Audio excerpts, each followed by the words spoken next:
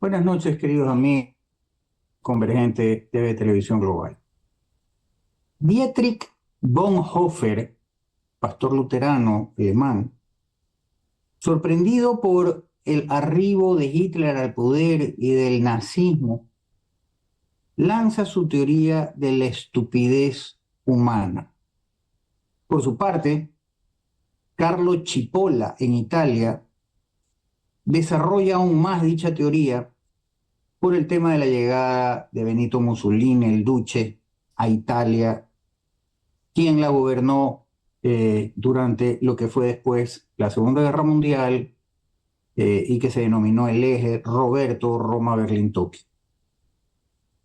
Para poder determinar si dicha teoría, la teoría de la estupidez humana, cabría también ser aplicada en América Latina o en parte de Europa en estos momentos, dado que la extrema derecha también está resurgiendo en Europa, hemos invitado a un querido amigo de esta casa que no necesita mayor presentación, Ramón Sonel-Horne. Ramón, un gusto tenerte. Bienvenido. El gusto es propio. Una alegría estar nuevamente contigo, querido Modesto. Bueno, la humanidad, la estupidez no tiene nacionalidad. Así es. Es el primer aspecto que tienes que comprender para poder hacer un análisis de este tipo. Ni Alemania fue un pueblo estúpido que eligió a Hitler, ni Benito Mussolini fue el surgimiento de la estupidez. Fue inclusive el surgimiento de una era en el cual tanto Italia como Alemania desarrollaron un Estado de Derecho bastante fracturado. Después de una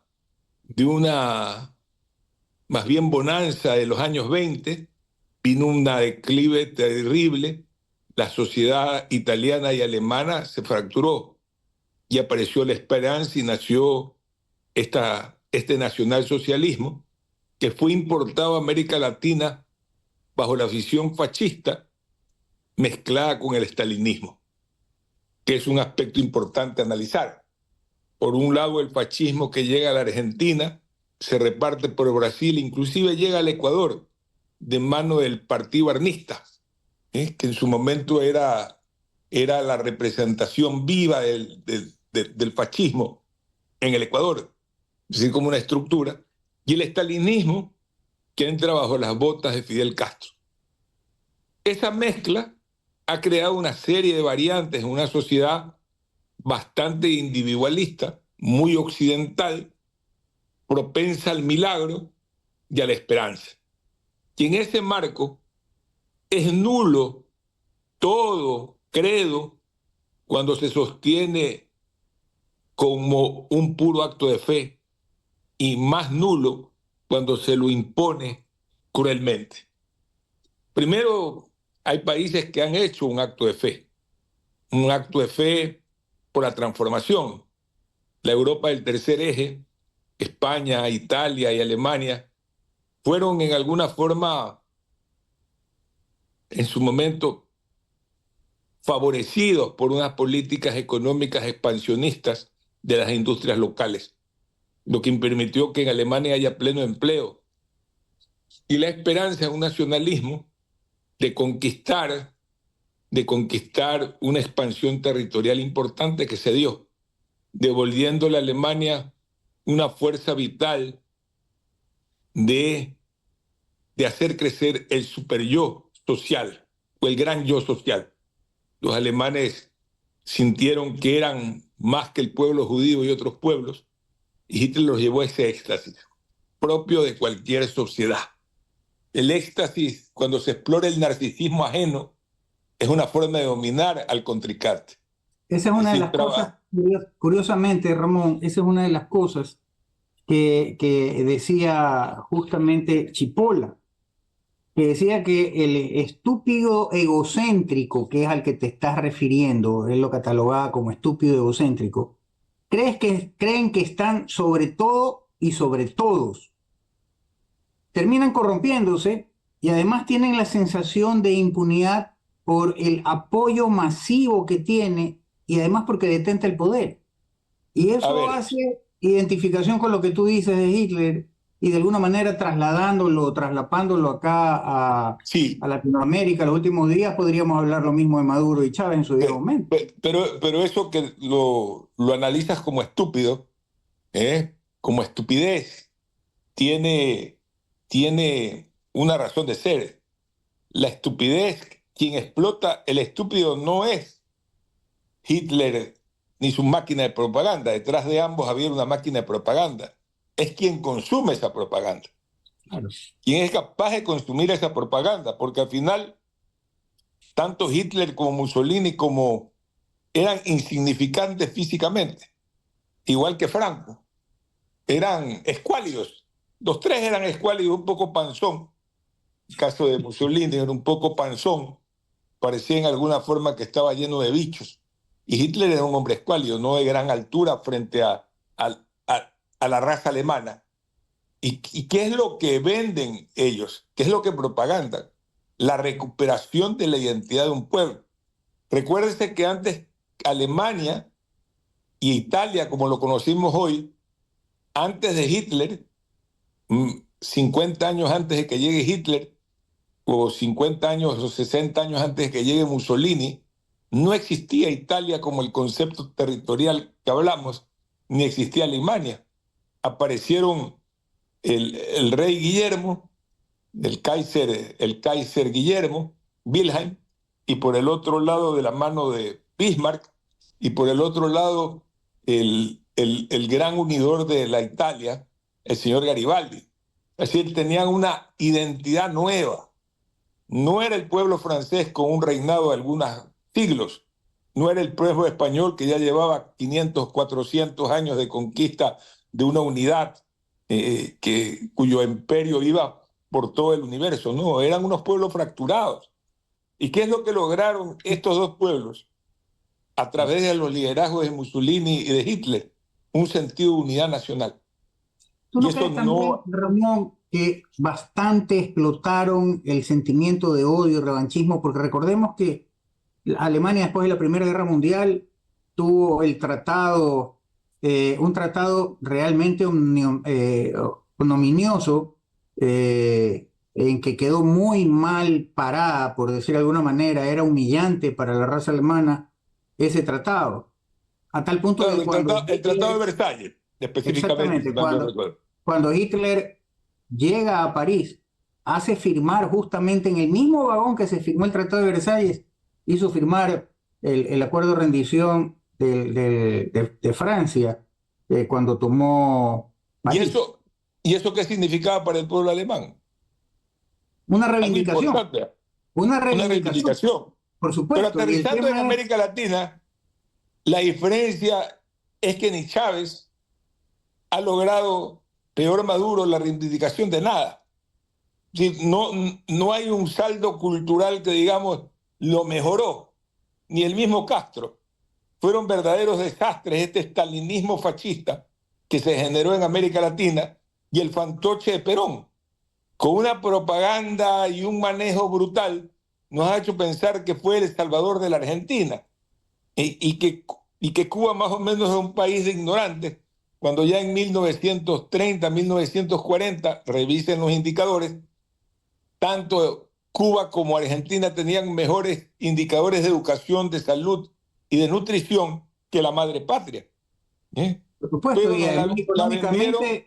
económicamente Argentina era una potencia. Bueno, realmente la palabra no es potencia, estaba dotado de recursos, porque tecnológicamente las verdaderas potencias tienen tecnología.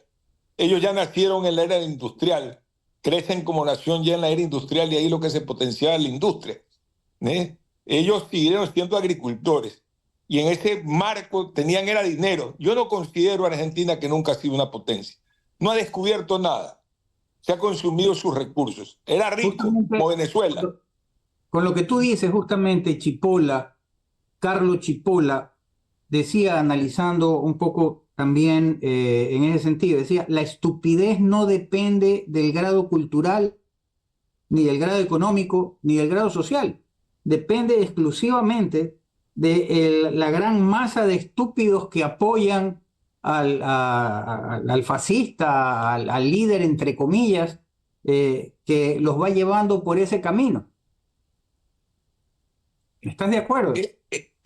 Yo siempre pienso que los fascistas le ponen, al igual que los estalinistas, le ponen la carnada a un pueblo que está lleno de necesidades, de vendetas sociales, de complejos, que los llevan a entrar en esa trampa. No es el solo hombre, es el hombre que determina cuál es la flaqueza por donde entra el pueblo para conseguir los votos. Claro. Yo de Mussolini no me recuerdo si fue electo constitucionalmente, pero en el caso de Hitler sí. Hitler gana las elecciones. No es un dictador. No hubo trampa en las elecciones. Fueron limpias, fueron puras, cristalinas y derrotan y lo llegan al poder. Pero luego de esa expansión donde el pueblo alemán se sintió nuevamente seguro, su bioseguridad, su seguridad económica, su expansión, su recuperación como nación productiva y dominante en Europa, le hizo, le hizo que esa misma situación narcisista del pueblo sea precisamente la válvula de la gran derrota alemana. Pero yendo a Latinoamérica, yo sí me quisiera concentrar un poco en lo que está viviendo Latinoamérica, que eso no se dio en la Europa.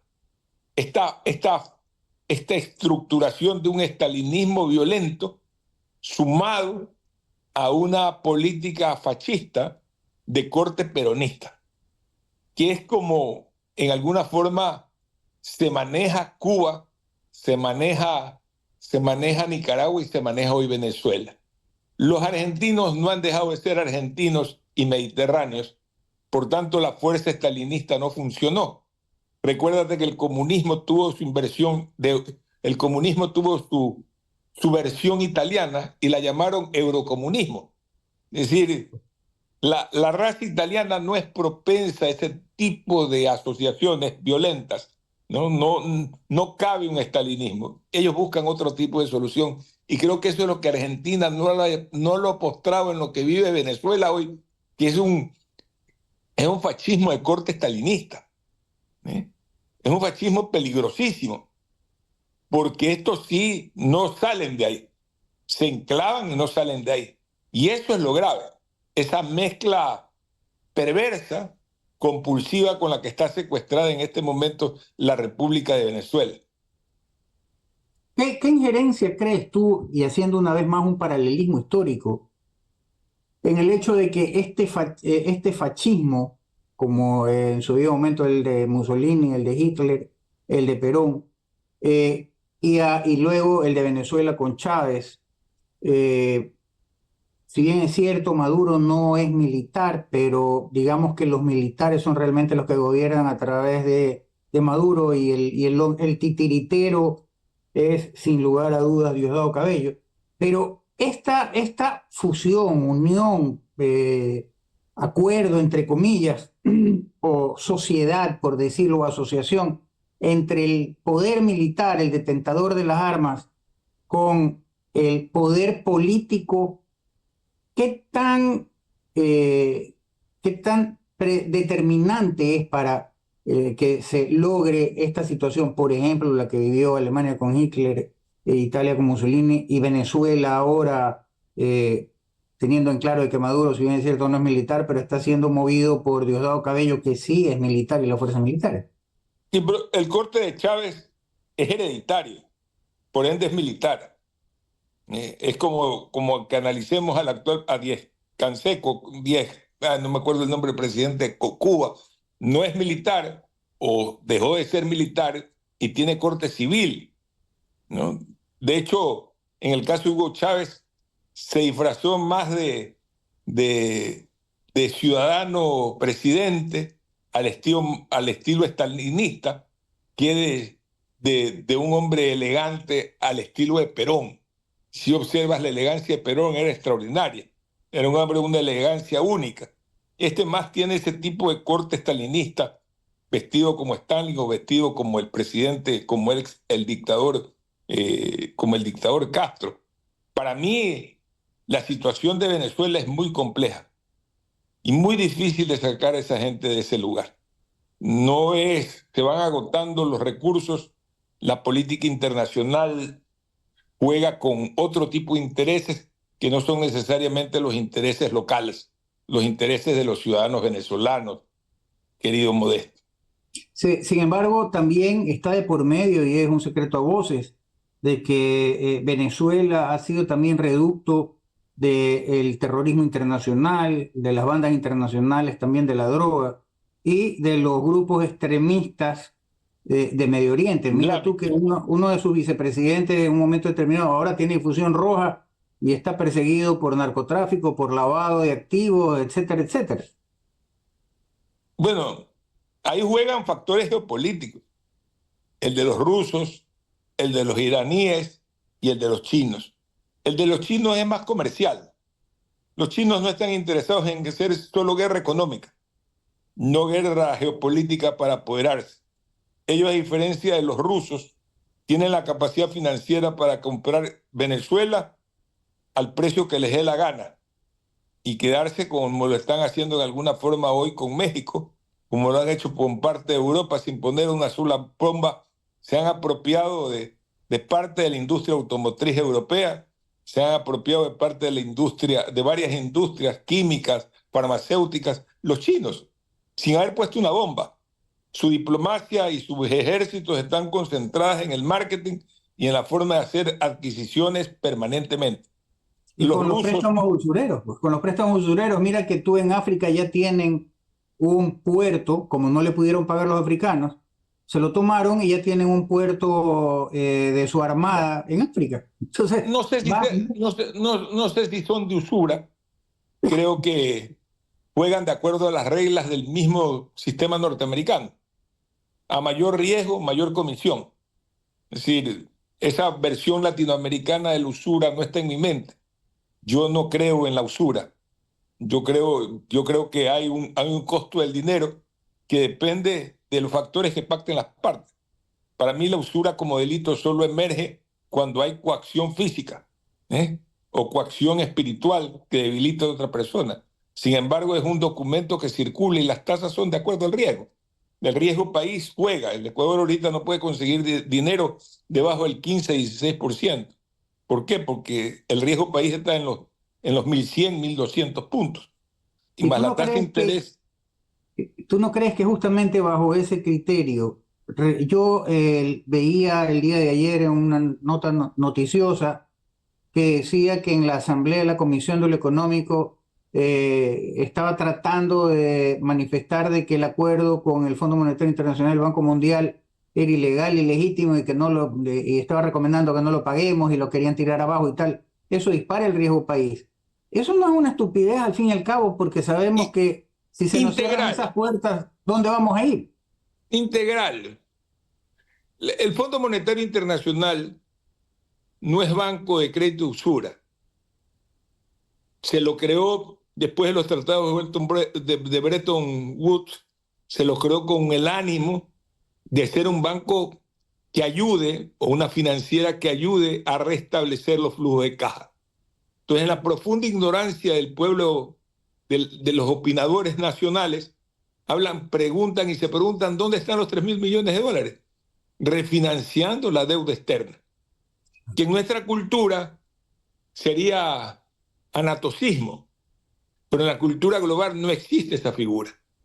Nosotros aquí es que nos enredamos en ese tema del anatocismo. En Estados Unidos y en la mente de los empresarios, el renovar un documento y acumular intereses no necesariamente puede transformarse en una felonía jurídica, sino que simplemente es un proceso.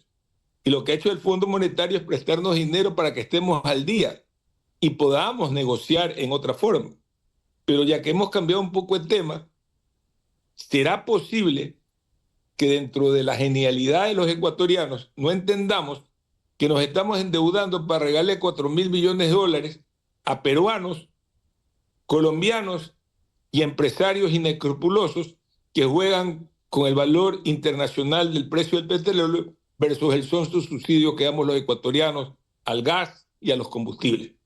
Sí. Pero es que ahí caemos una vez más en el tema de la estupidez del ser humano, como lo decía Chipoli, como lo decía el apellido no se me queda, Bonhoeffer, Dietrich Bonhoeffer. Sí lo Estamos conozco, jugando Bonhoeffer. también con la estupidez del ser humano que no entiende la lección.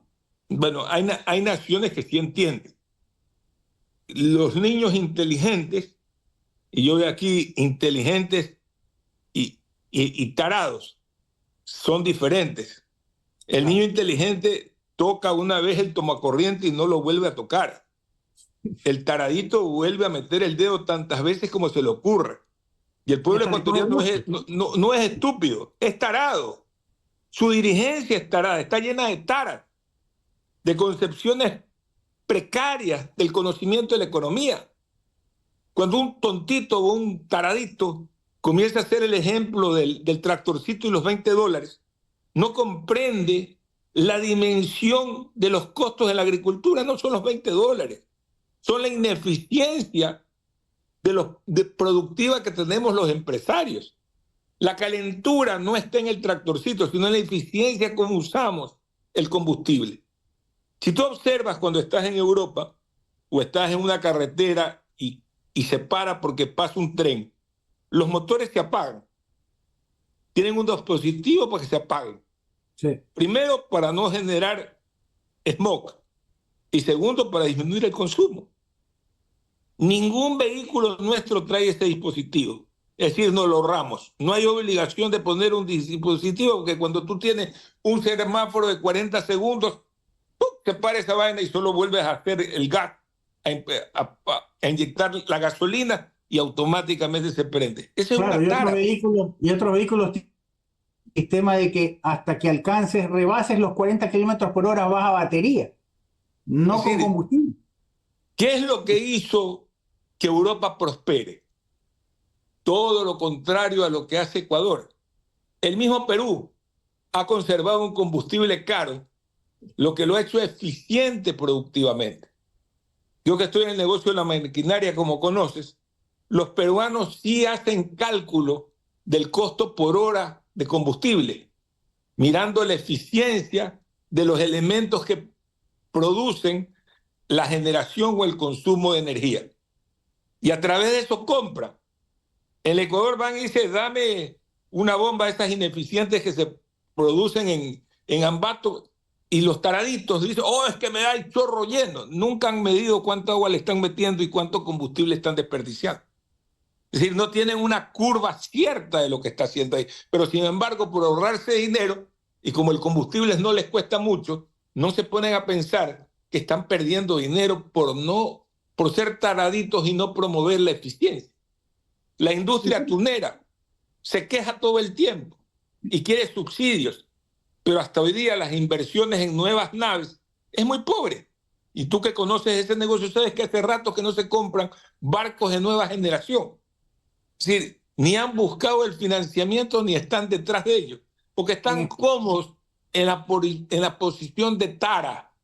¿Sí? Justamente a eso te iba a preguntar. ¿Tú no crees que la estupidez radica justamente en que se asienta en la comodidad, en el menor esfuerzo, por un lado? Por otro lado, efectivamente en España, desde hace muchísimo tiempo atrás, cuando yo estaba estudiando allá posgrado en el 86, tenía un sistema y lo sigue manteniendo en que cada 10 años renovan la flota pesquera, reciben el barco viejo por un 20% del valor. Si el barco vale 100.000, lo reciben por 20.000, ¿no verdad? Y el armador, el dueño del barco, paga los 80.000. Y ese barco viejo lo carenan, lo arreglan, se lo venden a un tercer país, a un país del tercer mundo, y lo cobran parte en dinero y parte en pesca. Me parecía fenomenal. Yo me acuerdo que lo vendieron en algún momento a un pueblo sudafricano y recibían parte del valor del bien, del barco este remozado, en pesca. Y la mayoría de la merluza que tenían era justamente provenía de allá. Y como era recibido como parte de pago, lo ponían en tráfico de A ver, perfeccionamiento activo y era un producto español. O sea, una pero locura. mira lo que ha sucedido. Los ecuatorianos tuvimos una industria naval a través de los famosos astilleros desde el siglo XVI, es decir, desde la fundación de ciudades en la cuenca del Golfo de Guayaquil. Pero eso se quedó en la incipiencia, no hubo desarrollo. ¿Qué hace ese triángulo que tú señalas? Es protección industrial. Hace que esa industria, sobre todo la del área de la parte norte, es decir, de Bilbao, de los grandes astilleros, de ese sector sobreviva, que hay una industria poderosa de astilleros en ese sector, desde Gijón hacia Bilbao y desde Gijón hacia La Coruña, sobre todo de naves de pesca, donde está concentrada gran parte de la pesca, el parque creo más importante de pesca española. Pero ellos sí han pensado pues en la eficiencia. Han pensado que los cascos tienen tiempo de duración, que la tecnología va desarrollando nuevos rendimientos y tener un barco de 10 años puede hacer que en principio suene poco alentador invertir, pero cuando haces una curva de largo plazo dices, ajá, mira cuánta plata me estoy ahorrando porque toda esta tecnología ha mejorado y ahora puedo comprar más barato. Ese es el problema del Ecuador, tiene una tara. La tara es una forma de pesar. La tara se Es el peso muerto que lleva siempre. Exactamente, es muerto, es el peso muerto. Por eso se dice taradito. Nosotros cargamos con el peso muerto, con una tara dirigencial en todos los sectores. En todos los sectores. Y contradictoria. Defienden el libre mercado, pero por otro lado quieren privilegios. Y con esas circunstancias es difícil cambiar el país. La tara no está solo en el movimiento indígena estalinista, está en algunos ciclos de poder donde no queremos evolucionar, donde no queremos ser competitivos. O escuchar a los ecuatorianos hablar y decimos, doble capital arrocera, pero en el norte del Perú, a la altura de Piura, entre Piura y un poco más hacia el sur, Piura y Tumbes, existe una producción arrocera por tonelada mayor que el Ecuador. Cuando ves el desarrollo de nuestra sociedad está limitada a la capacidad de nuestra dirigencia. Eso somos nosotros. Yo soy parte de esa dirigencia y la crítica no es a los otros. La tara está conmigo porque soy ecuatoriano. Si llevo un peso muerto de la comodidad de vivir sin transformar la sociedad a la velocidad que el mundo se está transformando. Por eso es que hoy día vemos con asombro lo que le ha pasado al Perú. Tuvo la voluntad durante 40 años, ya van a ser 40 años, parece mentira, de decir que vamos a cambiar, son 34. Ya han logrado, a pesar de la aparente inestabilidad política, ¿sí? Han logrado un crecimiento económico redondo. Eso tienen un gran problema, que la situación de las personas, de los seres humanos, sí está realmente en una condición deplorable. Las clases populares viven en peores condiciones que las ecuatorianas. ¿Y las clases medias bajas también, porque tienen un problema. De eso también... tienen un problema, solo te acosto esto, igual que Colombia. Hay una visión muy pobre de la responsabilidad social. Y estamos más enfocados en, en hacer dinero. El gran Konrad Adenauer decía que tanto el exceso de riqueza como la pobreza en exceso son males que alienan a una sociedad. Sí, la destruyen.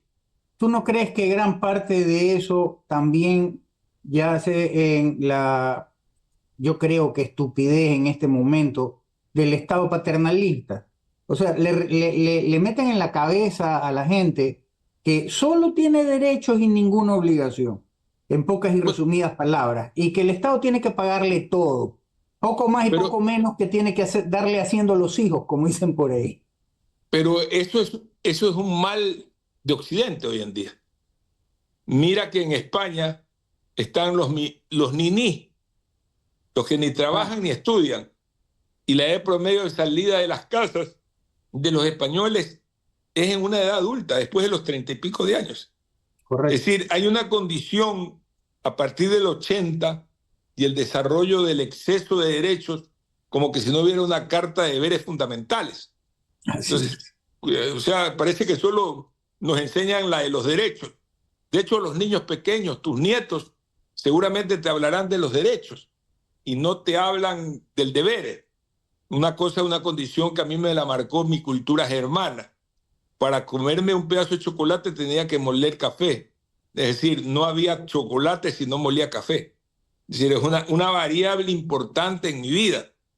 Es decir, yo condiciono mi éxito para comerme cuando tengo la felicidad como estar contigo compartiendo, tengo un poquito de chocolate negro al 100% al lado mío para comerme, ¿ya? E ir desarrollando, pero tengo que terminar el trabajo. Antes de terminar el trabajo no me lo como. ¿Me Claro. explico? Entonces, la sociedad en general está atravesada por esta sobrevaloración del derecho y desprecio del deber. Entonces, cuando hay eso, se desestructura la fórmula. Es la misma problemática que Adenauer señala entre el exceso de pobreza y el exceso de riqueza. Se desbalancean las cosas. Claro, el Cualquier exceso de exceso, derechos y ningún deber desbarata el Estado. claro, y solo deberes y no derechos desestructura la democracia. Es decir, en los ambos casos se producen dos totalitarismos. El totalitarismo de la fuerza, la imposición del deber sin derecho, y la dictadura de las masas, que es la que estamos viviendo, que es otra dictadura, la otra tara. Yo diría, con el análisis que tú has hecho hoy día, hay dos taras, la de la dictadura del poder, ¿sí? Y la dictadura de la tara de los pueblos. Es decir, que están embebidas en derechos, ¿no? En sustanciones de derechos. O sea, ahí hay una gravedad en ese tema. Mi querido Ramón, ¿y cuál sería, a tu manera de ver, tú que eres un hombre obsesionado por la cultura y de hecho aplaudo tus actividades en ese sentido, das, promocionas o auspicias conciertos gratuitos de la Filarmónica en la Garza Roja, me he quedado maravillado la vez pasada que fui con todo el tema del bagaje cultural que tú tienes ahí y del sistema que tienes con las personas del sector, que si bien es cierto les das trabajo, no es menos cierto que tú primero las educas y de una Se manera u otra educa. ellos retribuyen con el trabajo. Entonces las culturizas. ¿De qué manera nosotros podemos combatir a esta estupidez de la humanidad en que solo cree que tiene derechos y ninguna obligación y que se va siempre por la línea de lo más fácil y de lo más cómodo? Primero, hacer un poco lo que hacen las sociedades que han crecido más. Voy a tomar el ejemplo de los, de los coreanos y de los japoneses. Los niños japoneses limpian la mesa, los chinitos también, no tienen servidumbre. No. ¿Ah? ¿Qué le pasaría a un hombre de clase media ecuatoriana si él ve al nieto limpiando la casa, es decir, y está pagando un colegio de 600, 1000, Se 300, no sé horroriza, cuántos dólares? ¿Ah? se horroriza. Pero allá se paga para eso. Claro. Es decir, esto no es de... A veces la gente, por ejemplo, ¿qué sucede cuando nos hablan? Vamos a recuperar la ética como educación. Y yo pregunto, ¿y con qué ejemplo? Exacto. Hagamos un balance score. Quienes gobernaron alrededor de Gustavo Noboa, buenas personas, buenos amigos. ¿Les enseñaron a rezar o no les enseñaron a rezar en el Cristóbal Colón? Por supuesto. Quienes gobernaron con Rafael Correa, ¿les enseñaron a rezar o no les enseñaron a rezar en el Atalle?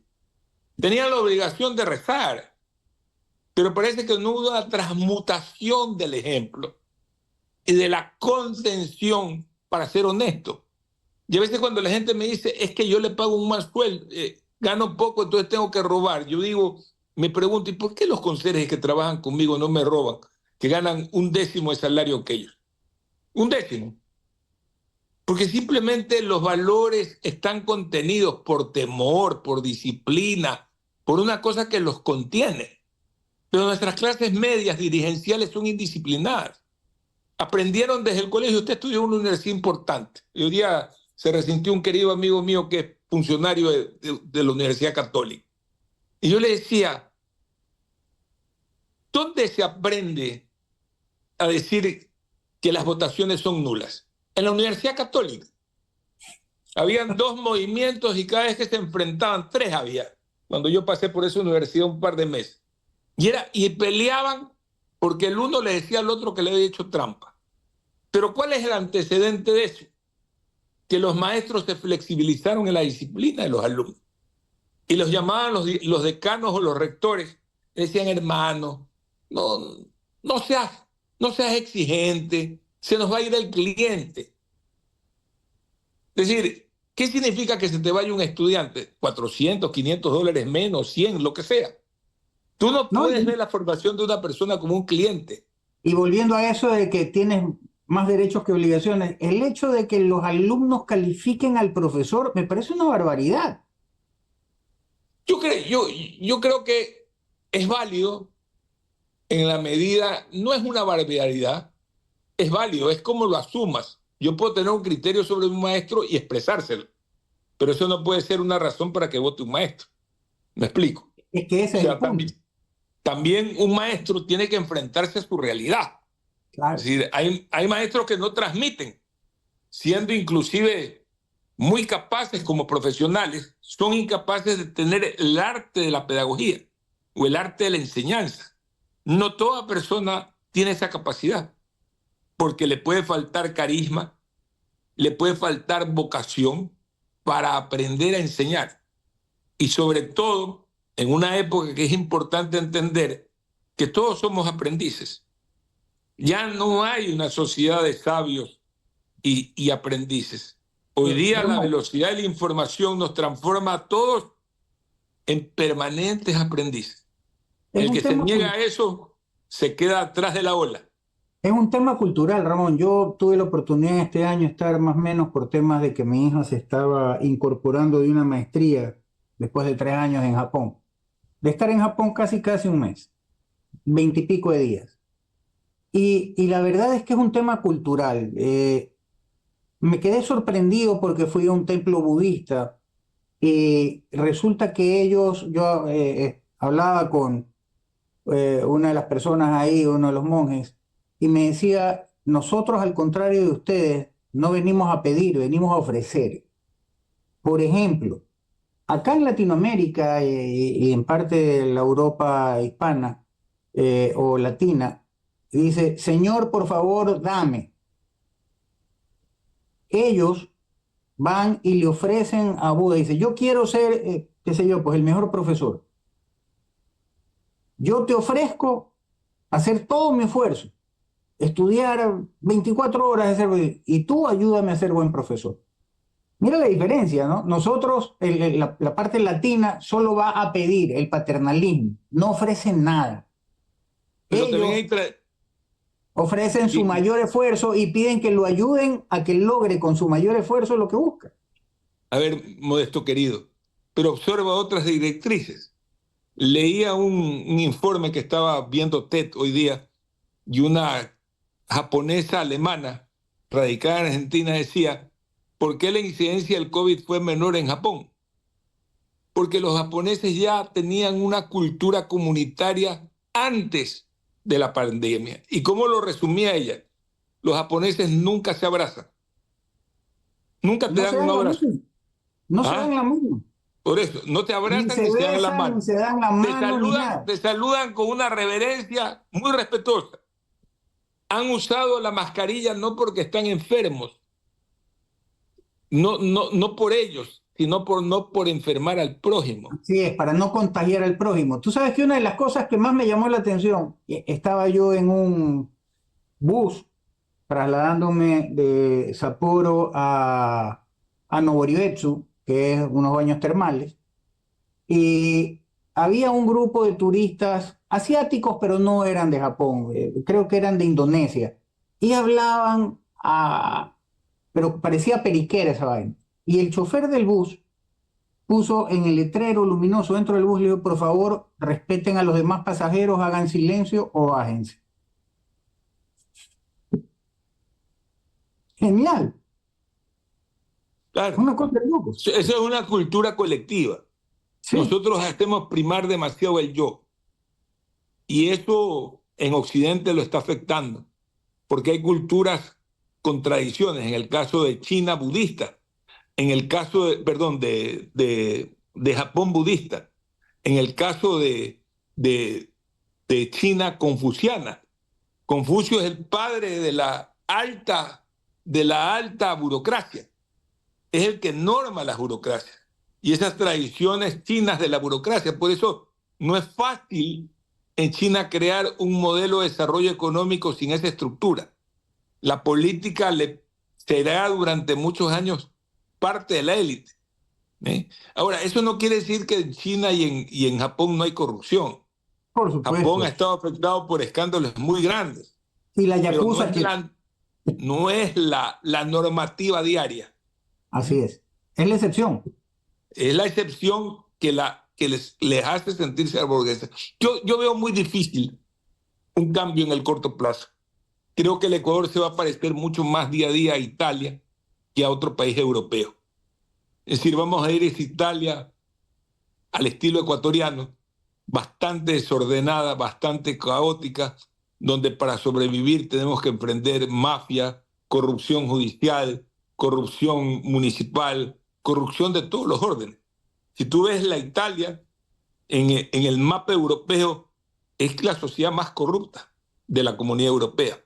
Supera de largo a casi todos los países de la región. Pero España es mucho más ordenada, Portugal, mucho más responsable de lo común que los italianos. Yo veo cada día transformado el Ecuador en eso y lo que debería ser el Ecuador, ya para ir cerrando y porque tengo que ir a cenar, ¿cómo se llama? Tendríamos que ir a un régimen parecido al italiano, un régimen parlamentario, para que las disputas del poder se las hagan entre ellos, ahí sus amarres, sus cuestiones, y que la economía siga funcionando en paralelo. El Ecuador no puede seguir con este esquema de corrupción irrenunciable. Yo no veo en los nuevos esquemas, en la juventud, una juventud diferente. Veo yo inclusive una juventud mucho, mucho más corroída que la mía. Sí, yo no veo en los 40 un proceso de transformación. Gente que dice, y es una forma de corrupción intelectual, yo no, no tengo ideología. ¿No? Es una forma de corrupción intelectual. Correcto. Y Mi querido para mí Ramón, es lo más grave que puedo ver. Te agradezco. te Siempre es un agradezco placer yo a conversar ti. La verdad contigo. es que siempre es enriquecedor poder conversar De, contigo. de igual forma, ya irás a la radio para conversar más. Cuídate, Por hermano. supuesto. Cuídate. Y ya te Un abrazo. visitaré en la Garza Roja. Que sea pronto. Y con don Por Juanito. supuesto. Chao, hermano. Muy bien. Un abrazo. Chao, hermano querido. Chao. Y abajo.